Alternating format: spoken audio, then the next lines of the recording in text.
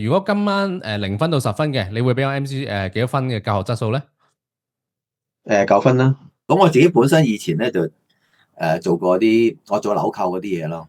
點講咧，係接單啊嗰啲咁嘅嘢咯嚇。係啊，誠意嗰啲紐扣，即係啲 哦，brand name 嘅嗰啲紐扣啦嚇。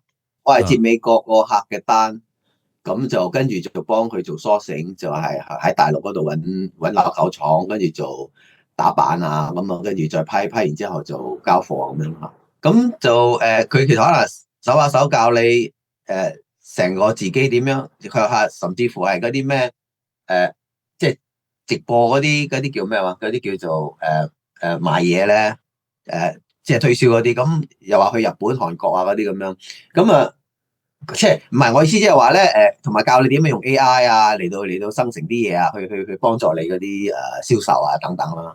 咁我就覺得就點講咧？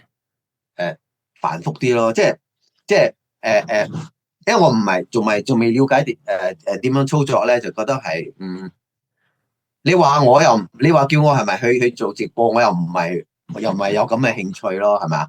咁就明白咗好多嘢咯。咁嗯。當然啦，即係會了解多咗咯，即係知道嗰個成個操作係即係 roughly 係點樣操作咯。最後一個問題就係阿 Rex，如果今晚0分到10分嘅，你會俾我 MC 幾多分嘅教學質素咧？9分啦。